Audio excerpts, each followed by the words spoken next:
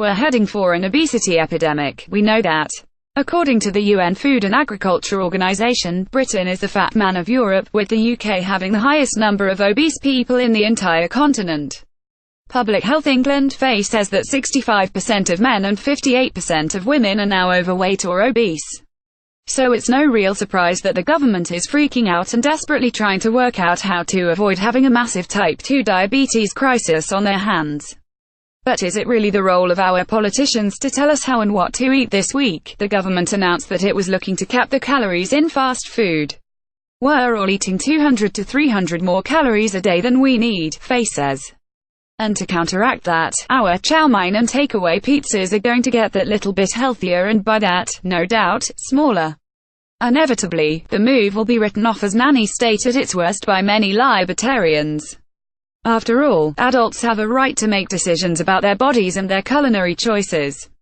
If you go out to work, you should be able to spend that money on whatever you like, whether that be a gym membership or a thrice-weekly takeout. And would capping calories even work? We've all seen those people who order 2 cheeseburgers down McDonald's. If they were smaller or less satisfying, would they stop there or order a third? It'd take a punt on the stunt actually working. I can't quite imagine sitting at home, tucking into a curry and on finding that it was only a mere 700 calories as opposed to 1,300, heading back into the night or dialing up delivery to get a second portion. It's like chocolate bars. Yes, it's annoying that they've been reduced in size while the price climbs ever higher, but I reckon a lot of people are reticent to buy 2 of them. Most of us buy that smaller bar and simply grumble about it on Twitter for an hour until the sugar kicks in. The build it and they will come mentality surely can be applied to food. Provide smaller, lighter portions and folk will eat them. They might be pissed about it, but they probably don't have the energy and spare cash required to circumvent the issue. And, without sounding like a massive bore, the medical fallout from all this overeating is a drain on our NHS. In fact, NHS England has said that around £16 billion a year is spent on the direct medical cost of diabetes and conditions related to being overweight or obese. We all work hard and yet we're having to hand over thousands of pounds in tax to provide medication for completely preventable illnesses. We know the NHS is disastrously underfunded as it is, so it's surely the government's duty to step in to try to prevent, not manage, obesity-related conditions. And the Centre for Social Justice is with me. The CSJ welcomes the government's plan to cap calories in fast food and update guidelines, Dolly Thist tells metro.co.uk. She was the researcher for the CSJ's Off the Scales report on childhood obesity and called for the extension of the reformulation plan. Childhood obesity is a major social justice issue as the poorest children are 3 times more likely to be obese than least deprived peers. The measures are an important step, but the government must go further by setting clear and ambitious targets to reduce the numbers of obese children and join up work across departments and different sectors. Ending childhood obesity will take enormous political will and long-term commitment, which is what has happened to reduce childhood obesity rates in Amsterdam. SHE's got a point. Look outside any KFC knockoff and you'll see hordes of school kids braying for fried chicken straight after school. Many of these establishments are in urban areas and if we're being honest, the majority of the kids who frequent them aren't from dead expensive private schools. I'd still argue that the real problem with the move isn't the concept of government intervention, it's about who exactly is being targeted. Children are one thing and childhood obesity actually starts at home, with parents who aren't educated about nutrition or ones who have to work every hour God sends and simply aren't there to cook nutritious, healthy meals every day. Adults are quite another.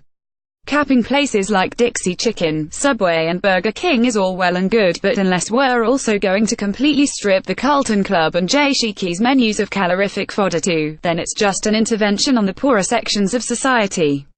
Obesity isn't simply a lower-class condition. I imagine that Parliament has its fair share of overweight, sedentary types. Hi, hello Eric Pickles who moved from cab to office to club lunch to House of Commons bar to home again. Is the government going to go around to every high-end restaurant in Mayfair and Westminster capping the calories on lobster mac and cheeses and steak dinners? Is the Chiltern Firehouse suddenly going to become an epicenter of wellness smoothies and salads? I think not. And so, we're allowing the government to intervene in our lives as mere mortals while allowing the upper echelons to continue gorging on saturated fats and claret the way they have done for centuries. It's possible that they have access to private healthcare, but still. Matthew Kilcoyne from the Adam Smith Institute says that government should be careful what it gives advice on diets and be wary of unintended consequences. When New York forced diners and restaurant chains to put calorie counts on their menus, they found that year-on-year fewer people took any notice of them, and even if they did, they ignored them or even ended up eating more, he tells Metro.co.uk. In Mexico, a 10% tax on soft drinks led to declines in sales but no decline in calorie intake or better diets. People just switched to substitute products. He agrees with me that politicians need to be super careful as they speak from a particular position of privilege which comes with a responsibility not to overhype problems.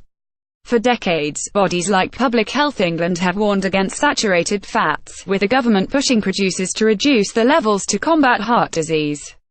But new studies suggest animal fats are good for weight loss and saturated fats have little impact on cardiovascular diseases, he continues. Government is not infallible. It suffers from biases that its staff hold as much as any private provider of diet information does. If you want tailored advice on what to eat, how to exercise and live well, there are a whole host of bloggers, dietitians and personal trainers who will happily tailor their advice to your exact needs. This is far better than a one-size-fits-none model. It's a complicated one, but ultimately, we can't continue as a country the way we are.